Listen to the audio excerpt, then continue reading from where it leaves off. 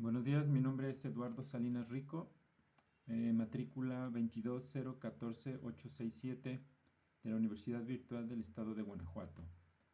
Este trabajo es para el módulo Derecho Procesal Penal, el reto número 1 llamado ¿Cuáles fueron los antecedentes latinoamericanos de la Reforma Constitucional Mexicana? Con fecha de elaboración 6 de junio de 2024. Para elaborar este reto se dio lectura al artículo llamado Revolución en el proceso penal latinoamericano, difusión de ideas legales desde la periferia, del autor Máximo Langer. Una vez leído esta lectura, se da respuesta a las siguientes preguntas.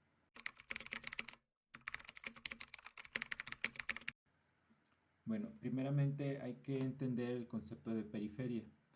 Este concepto va unido lógicamente al concepto de centro. Estas ideas de centro y periferia aplicada a los países hablando de su economía es lo que se conoce como sistema centro-periferia, donde los países ricos son los países del centro, mientras que los países de la periferia serían los países subdesarrollados o conocidos como países pobres. Estos conceptos relacionados al poder económico de los países fueron usados inicialmente en la década de los 50.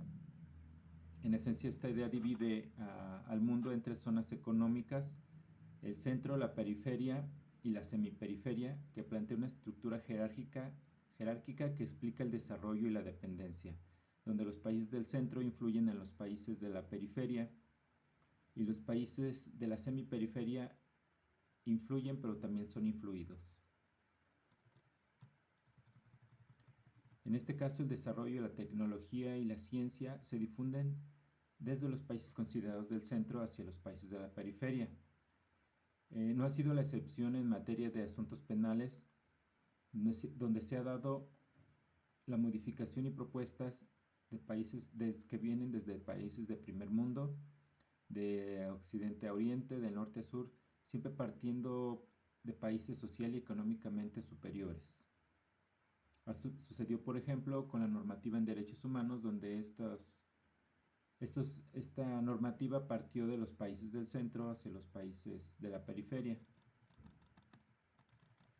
Sin embargo, refiriéndonos al artículo leído, el autor nos menciona que las reformas procesales en América Latina, como él nos dice, son significativas porque presentan dos rasgos que no encuadran en las categorías teóricas existentes. Y uno de estos rangos que él menciona es que la difusión de estas ideas no encuadra con el modelo que se venía dando, es decir, en este caso no partieron, dice él, del centro a la periferia. El autor nos dice que su artículo lo denomina difusión desde la periferia porque menciona que las leyes, normas y políticas públicas, en el caso de la ola de reformas procesales penales latinoamericanas, se diseminaron, dice él, desde países periféricos a países centrales o a otros países periféricos.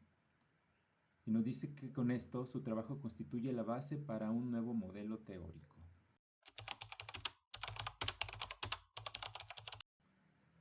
Los códigos acusatorios se entiende que tienen la característica de ser orales y ilícitos, con funciones de investigación y juzgamiento. Proveen al fiscal, la víctima y al imputado una resolución rápida sin tener que ir a juicio. Por otro lado, en los códigos inquisitivos, estos fueron divididos en dos fases: la fase de investigación preliminar y la fase de juzgamiento y determinación de la pena. En este código inquisitorio, el juez tenía que llevar el rol de la investigación y juzgamiento, con lo que se daba que la investigación preliminar era de naturaleza inquisitiva, ya que la misma figura que investigaba era la misma figura que tenía que juzgar.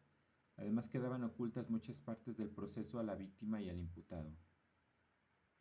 También la prisión preventiva era obligatoria, con lo que obviamente en muchos casos se violaba lo que hoy conocemos como derechos humanos.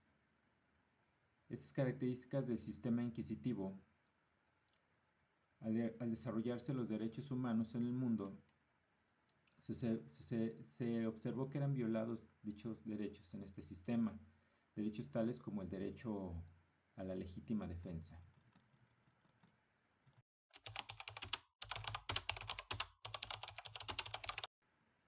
Influyeron vendiendo la idea de que la adopción de nuevos códigos contribuiría al desarrollo social, económico y democrático, además de que claramente se llevarían a cabo procesos de justicia claros. Se eliminaría la falta del debido proceso e ineficiencia del sistema. Esto se dio mediante la creación de congresos, centros de apoyo. Además se sumaron instituciones internacionales que contribuyeron a la ola de reformas, además de que proveyeron fondos para viajes y actividades.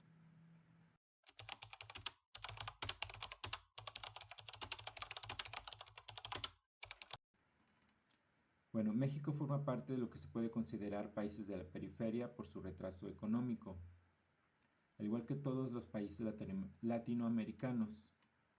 La reforma constitucional forma parte de todos los trabajos realizados con los países del sur en contra del modelo inquisitorio, apegado a hacer valer la defensa de los derechos del individuo, y es por ello que en México se tuvo que adoptar el modelo del sistema acusatorio para hacer valer los derechos humanos.